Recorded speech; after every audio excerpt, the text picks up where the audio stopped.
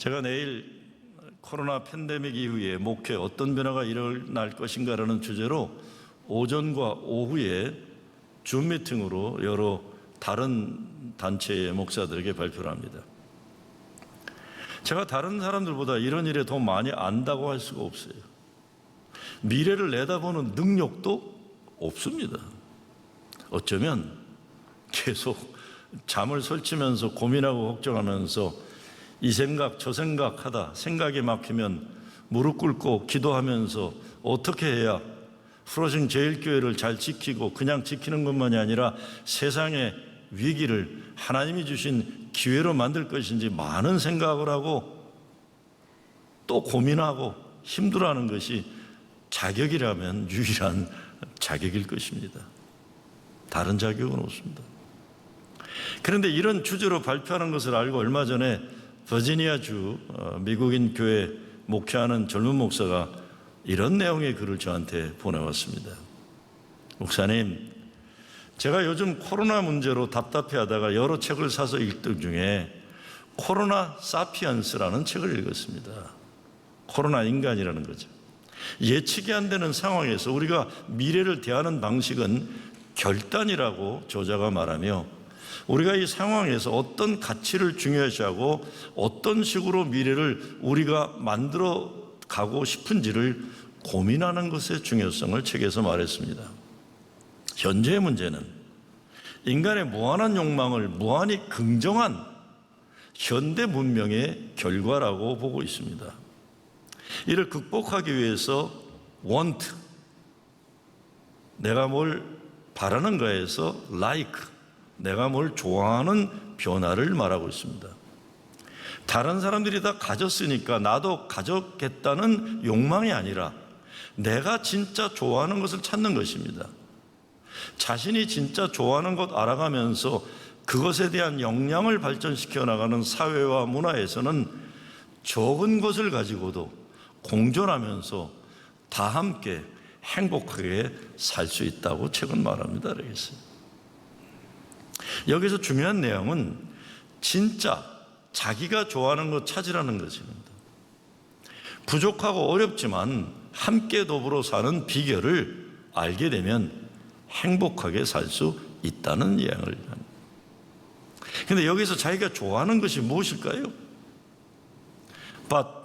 뷰포드가 쓴 해프타임에서 말하는 것처럼 다수의 사람은 서바이벌, 생존을 위해 살지만 소수의 우수하다고 생각하는 사람들은 석세스, 성공을 위해 추구하지만 인생의 후반전 우리가 찾아야 하는 것은 하나님이 우리 각자에게 맡겨주시는 거룩한 몫을 찾아 하는 것이 위대한 삶이다라는 겁니다. 이 위대한 삶을 찾아서 하나님 기쁨의 삶을 찾는 것입니다. 위대한 삶이란 남과 비교해서 대단한 것이 아니라 하나님이 내게 주신 내가 감당해야 하는 거룩한 그 무엇을 말하는 겁니다. 이것이 하나님 기쁨과 영광인데 우리가 코로나 사태 이후를 살아가는 방향이고 목표로 삼아야 할 것입니다. 이제는 사람이 자기 원하는 것 무한대로 긍정하는 것이 아니라는 거예요. 하나님 기쁨과 영광을 위해 인생의 목표를 다시 세우라는 것입니다. 그리고 어렵고 힘들지만 함께 더불어 살면서 하나님 기뻐하시는 세상을 만들어 가는 것입니다. 하나님이 선택한 이스라엘 백성들도 그랬습니다. 하나님이 함께 하셨지만 어려운 광야 40년을 지나야 했어요. 그리고 그 광야 40년 마지막 뒤에는 가나안 약속의 땅이 있었지만 그 땅도 그냥 거저 들어가는 땅이 아니었습니다.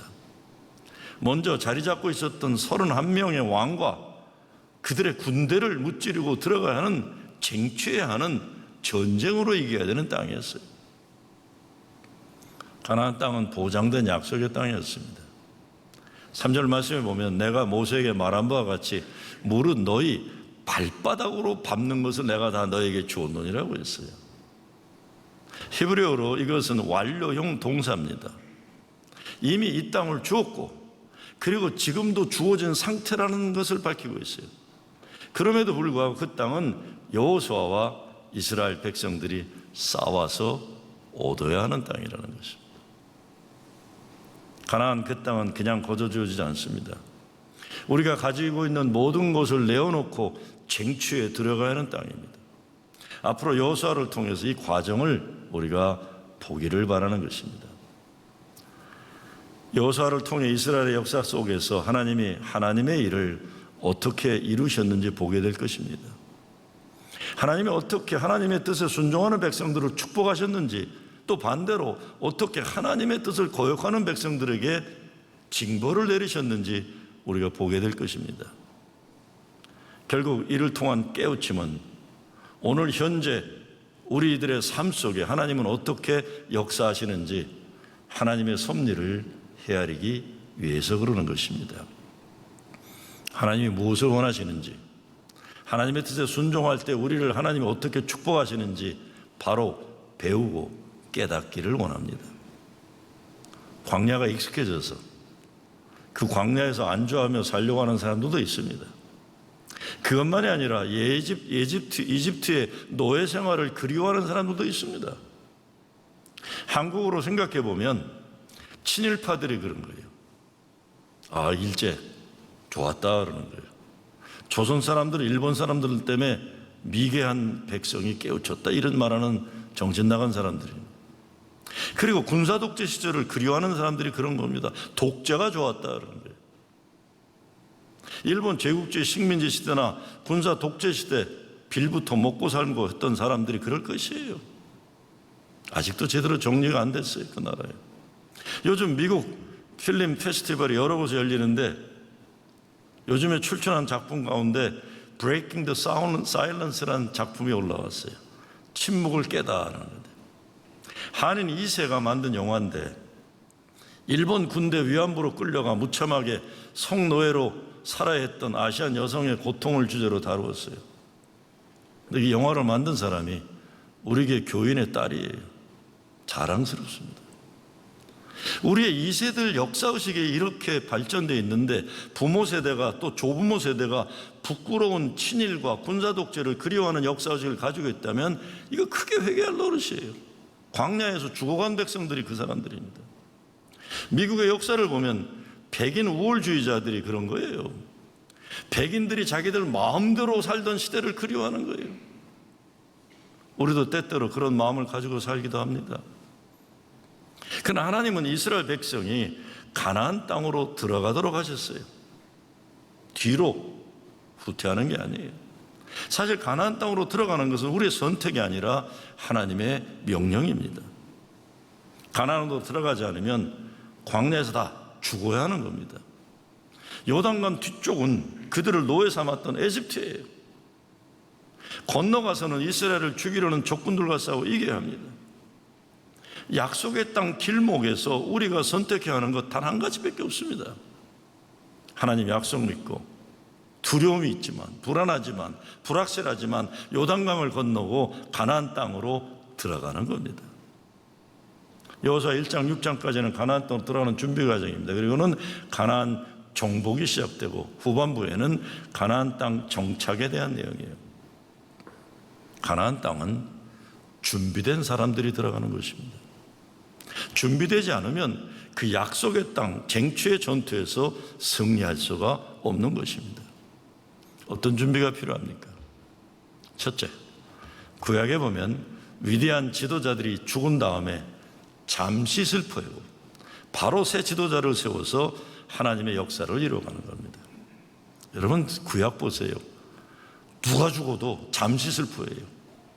잠시 슬퍼하고 일어나서 가는 거예요. 오늘 1절 말씀에 보면 여호와의 종 모세가 죽은 후에라고 되어 있어요. 아니 그 대단한 리더 모세가 죽었는데 이렇게 간단하게 해버리는 게 어디 있어요? 섭섭하게. 모세도 죽었다는 거예요. 그 위대한 지도자 모세도 죽었다는 거예요. 그런데 성경은 그래서 그 백성들이 영원히 슬퍼하고 불행했다고 기록하지는 않습니다. 모세가 죽은 후 하나님은 여호수아를 세우십니다. 하나님 축복과 약속의 땅 가나안 땅으로 들어가기 위해 우리는 약속 믿고 미래를 향한 전진에는 모든 관심을 집중해야 됩니다.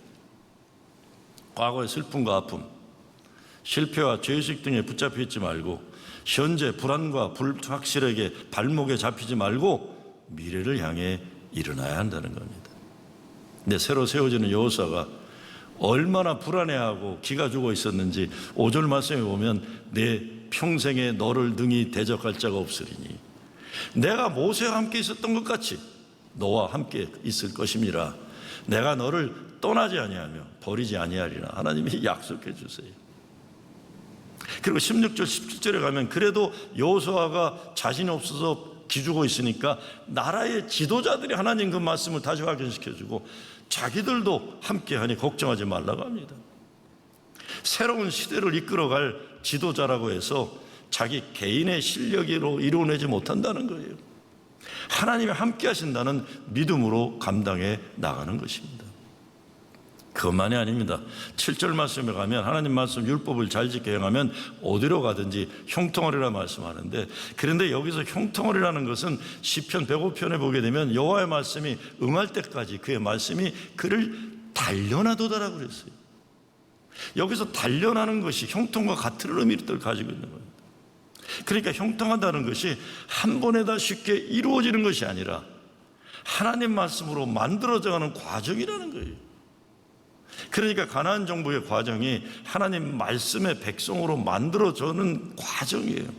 여기에 여호수아가 쓰임받는 것이고 자신도 지도자로서 단련되어 가는 것입니다.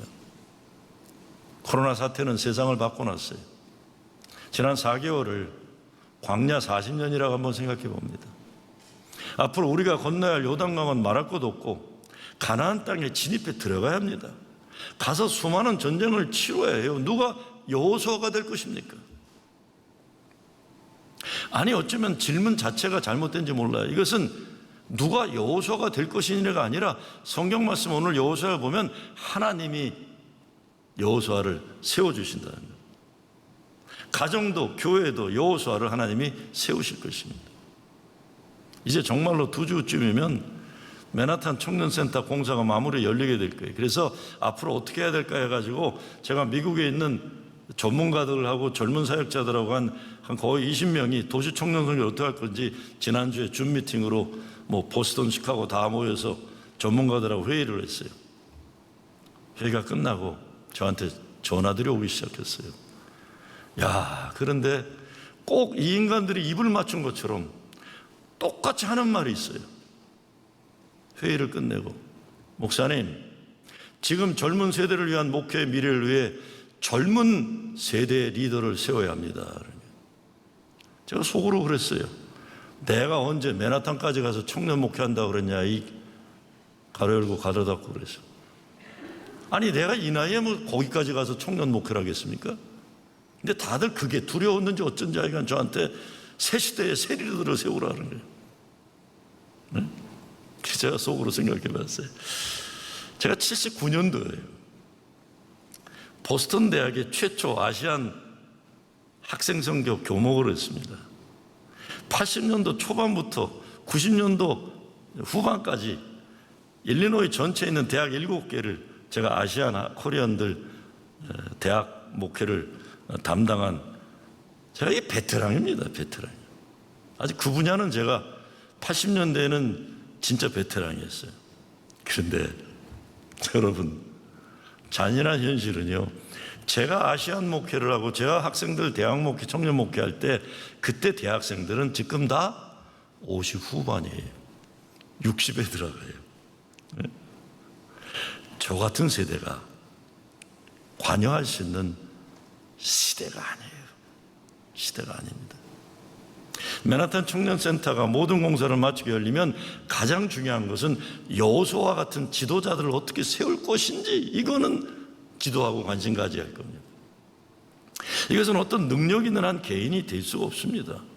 성경에서 표현하는 하나님 말씀으로 세움받은 세대를 일으키는 건데, 영어 성경으로는 Raising the Upright Generation이라고 되어 있어요. Raising, 이렇게 세우는데, upright, 똑바로 서 있는, 무엇으로 똑바로 서 있는? 말씀으로 똑바로 서 있는 세대를 일으켜야 된다라고 성경은 얘기했어요. 근데 오늘 말씀을 생각해 보면 그런 지도자들을 하나님이 준비하셨다는 걸 생각하는 거예요. 우리가 하는 게 아니라는 거예요. 사람들의 잣대로 사람을 판단하는 것이 아니라 하나님이 쓰시고자 하는 하나님의 사람들을 하나님이 세우시고 계시다. 이렇게 생각하면 걱정할 것도 없어요. 내가 해야 되는 것도 아니고 하나님이 세우시는 여호수아 세대가 일으켜질 것을 믿고 감사할 뿐이죠. 두 번째, 가나안으로 들어가는 길목에서 무엇보다 우리는 하나님이 함께 하신다는 믿음의 확신을 가지고 가는 겁니다. 오늘 본문에 보면 하나님이 거듭거듭 여호와에게 말씀하세요. 내가 모세와 함께 있었던 것 같이 너와 함께 있을 것이니라. 내가 너를 떠나지 아니하며 버리지 아니하리라 그랬어요. 마음을 강하게 하라. 담대히 하라. 아무리 훌륭한 지도자도 하나님이 함께 하지 않으시면 혼자 아무것도 할 수 없는 겁니다. 제가 미국 생활 거의 50년 되어 가요. 지난 기억에 먹고 사는 미국 경기가 어렵다 수십 년 동안 많이 말했지만 코로나로 인한 지금처럼 어려운 때는 없습니다. 다윗이 골리앗과 싸우는 것 같은 어마어마하게 이겨야 할 상대를 바라보면 기죽는 그런 불가능한 싸움을 우린 싸워야 돼요. 우리가 승리할 수 있는 것은 오직 하나님의 약속 믿고 하나님의 이름을 거룩하게 하는 싸움이 하나님이 이미 승리케 하신다는 믿음으로 갈 수밖에 없습니다.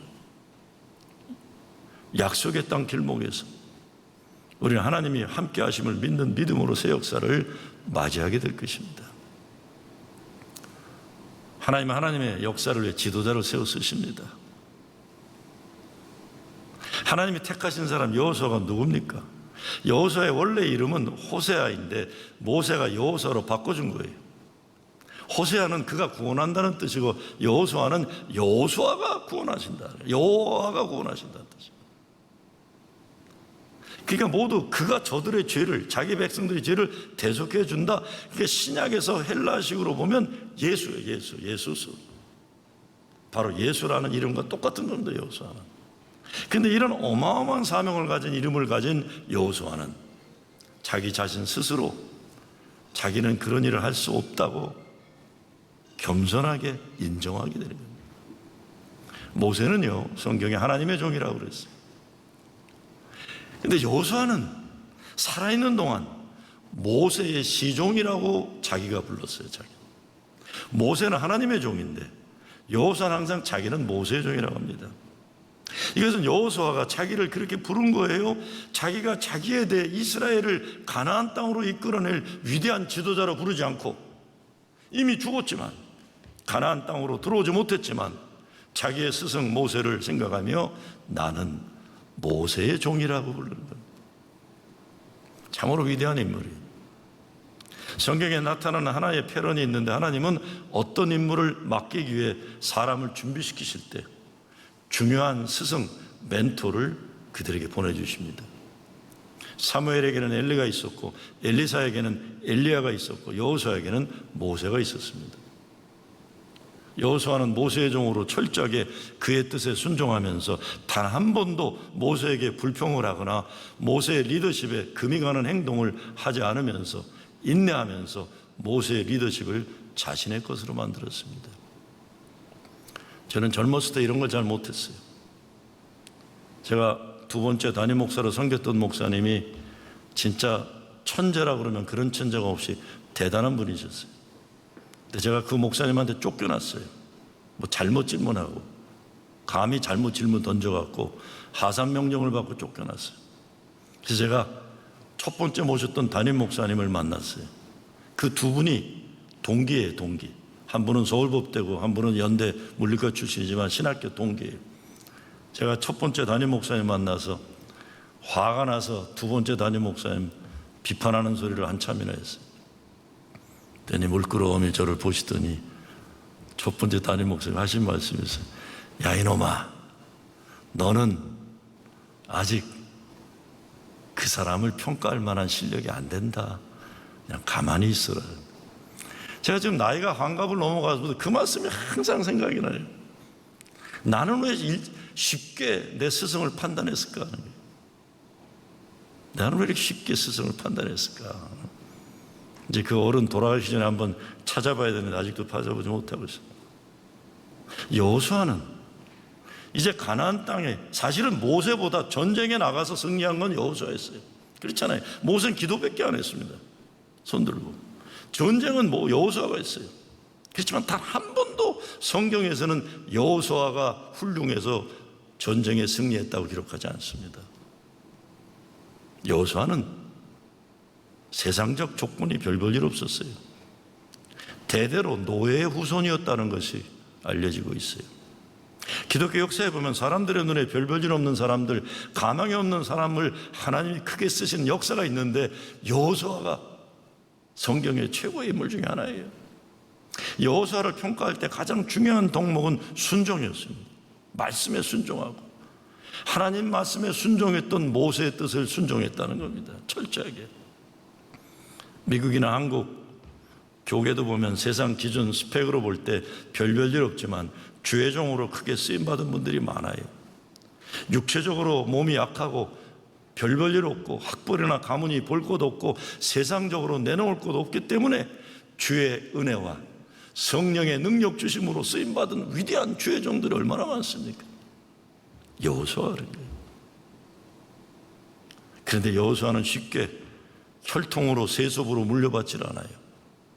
노력해서 그 자리에 오른 사람입니다. 이를 위해 철저하게 하나님의 종 모세를 신뢰했고 뜻을 따랐어요. 그래서 이길 수 있었는데 불가능한 전쟁을 승리로 이끄는데 대표적인 전쟁이 뭡니까? 아멜렉의 전쟁 아니에요.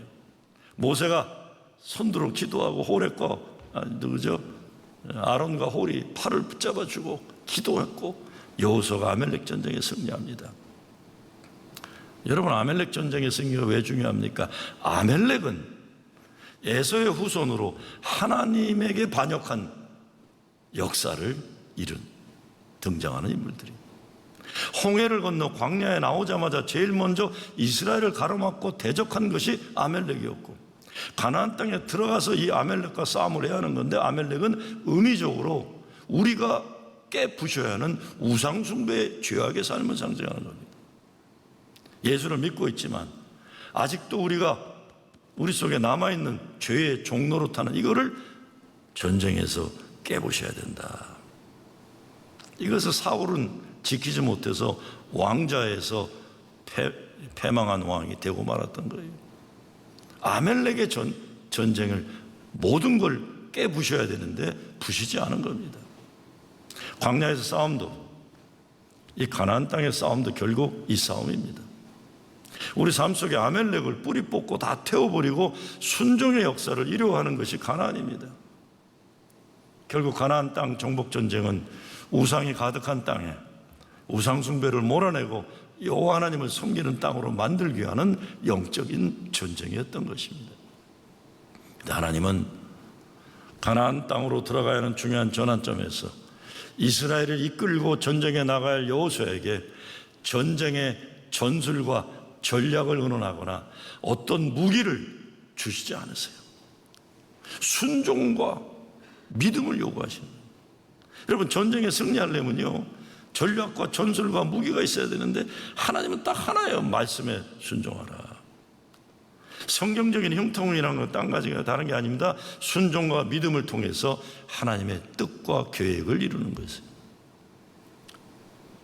요셉의 인생을 정리하면서 시편 기자는 여호와의 말씀이 응할 때까지라고 했어요.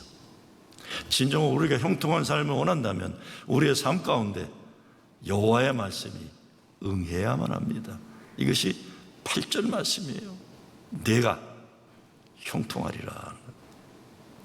여호사는 어느 편에 서 있어야 할지, 어디에 서 있어야 하는지 분별하는 지혜가 있었습니다. 여호사는 모세와 함께 하나님 만나러 산에 올라가므로 산 밑에서 금송아지 만드는 하나님의 뜻을 거역하는 우상 숭배자들과 함께 있질 않았어요. 12명의 가나안 땅 정탐꾼 가운데 가나안으로 들어가는 것 반대한 10명과 함께 하지 않고 갈렙과 함께 가나안으로 들어가야 한다는 보고서의 자리를 지켜낸 겁니다. 유유상종이란 말이 그것입니다. 끼리끼리 모이는 건데 바알 숭배를 일삼는 사람들의 자리에 여호사는 같이 있지 않았습니다. 가나안 땅 점령을 다녀서도 불만에 보고하는 자들과 함께 하지 않았습니다. 이거 우리가 결단해야 됩니다. 새로운 삶을 시작을 위해서. 가나안 땅에 들어가려면 하나님의 원칙, 하나님의 가치 기준, 하나님 기쁨과 영광을 위한 자리에 속해야 하고 함께해야 하는 것입니다.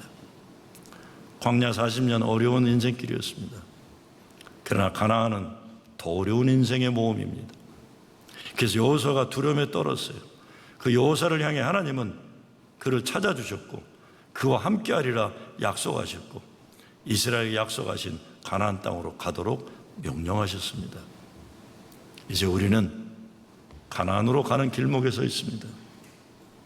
광야 40년도 맴돌고 있으면 안전하기에 그 생활에 익숙할 수 있어요. 그러나 때가 되면 광야를 떠나 이제 약속의 땅으로 들어가야만 합니다. 깊은 바다일수록 파도가 셉니다. 그렇게 하나님의 은혜와 축복도 험난한 미래일수록 크고 클 줄로 믿는 거고 그 믿음으로 가는 겁니다. 우리 모두가 가나안 땅으로 들어가야 합니다. 여호수아 본받아 가나안 땅으로 들어가는 여러분 되시길 주의 이름으로 축원합니다.